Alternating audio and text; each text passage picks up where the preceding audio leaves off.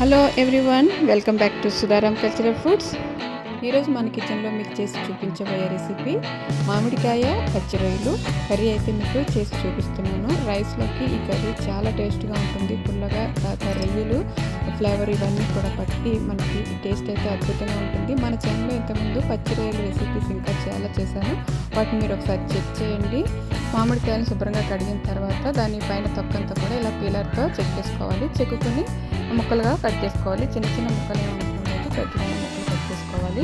ఇలా కట్ చేసుకున్న ముక్కలన్నీ కూడా పక్కన పెట్టేసుకుంటే ఇక్కడ పచ్చిరాయలు ఆగిలించి మా రిలేటివ్స్ అయితే పంపించారు. అందులోంచి ఒక పావు కిలో వరకు తీసుకొని ఈ కూరకి ప్రిపేర్ చేస్తున్నాను. స్టవ్ వెలిగించి స్టవ్పై ప్యాన్ పెట్టుకొని ఆయిల్ 3 టేబుల్ స్పూన్ వరకు ఆయిల్ వేసుకోవాలి. ఒక పెద్ద ఉల్లిపాయ చిన్న చిన్న ముక్కలుగా కట్ చేసుకొని వేసుకోవాలి. అలాగే పచ్చిమిర్చి 4 నుంచి 5 సన్నగా పొడిగా కట్ చేసుకొని వేసి వేయించుకోవాలి. సాల్ట్ ఒక టేబుల్ స్పూన్ వరకు వేసి మొత్తం అన్నిటిని ఎర్రగా వేయించుకోవాలి. ఇలా వేగిన తర్వాత ఒక టేబుల్ స్పూన్ వరకు కారం వేసుకోవాలి. ఒక పావు టీ స్పూన్ పసుపు వేసుకోవాలి. మీరు కారం ఎక్కువగా తింటే కనుక ఒక హాఫ్ టీ స్పూన్ ఎక్స్ట్రా వేసుకోండి. ఎందుకంటే పచ్చి మామిడికాయ ముక్కలు వేస్తాం కాబట్టి వాటి పులుప అలాగే రొయ్యలు పచ్చి రొయ్యలు యొక్క దాంట్లో ఉన్న ఆ ఫ్లేవర్స్ అన్నీ కూడా కలిసి ఈ కారం అనేది అంతా పడుతుంది పులుపకి.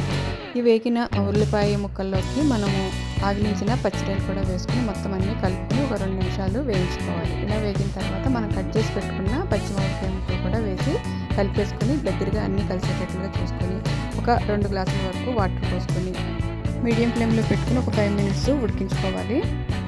పచ్చిరొయ్యలు ఎలా ఆగిలించాలి, వాటిని ఎలా స్టోర్ చేసుకోవాలి ఫ్రిడ్జ్లో ఎక్కువ సమయం అనేది ఒక వీడియో అయితే చేశాను షార్ట్, అది ఒకసారి చెక్ చేయండి.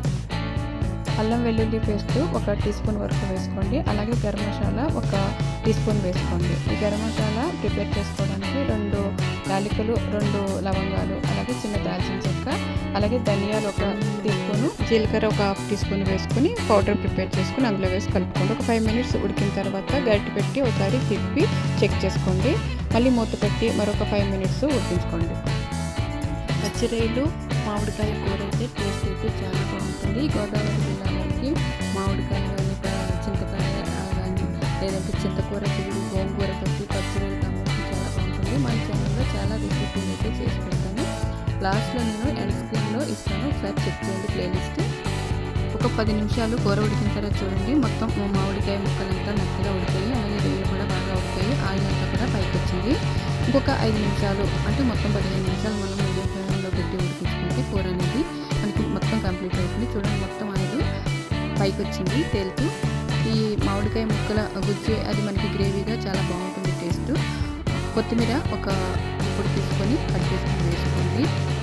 గరిటెతో ఒకసారి తిప్పుకున్న తర్వాత మూత పెట్టి ఒక 1-2 అవర్స్ మనం కూర వండిన తర్వాత అలా ఉంచితే అది మగ్గి దాని టేస్ట్ అనేది చాలా బాగా వస్తుంది. ఆ పులుపు అంతా కూడా పచ్చిరొయ్యలకు పట్టి టేస్ట్ చాలా బాగుంటుంది. చూడండి ఉదయం వండిన పచ్చిరొయ్యల కూర కానీ చేపల కూర కానీ ఏదైనా కూడా చికెన్ అయినా ఈవినింగ్ తింటే దాని టేస్ట్ అయితే అద్భుతంగా ఉంటుంది. నచ్చిందా? మీరు కూడా ట్రై చేయండి. మన ఛానల్ని మీరు కనుక కొత్తగా చూస్తున్నట్లయితే ఛానల్ని లైక్ చేసి షేర్ చేసి సబ్స్క్రైబ్ చేయండి. నమస్తే అందరికీ. మరొక కొత్త రెసిపీతో మళ్ళీ కలుద్దాం. Bye bye.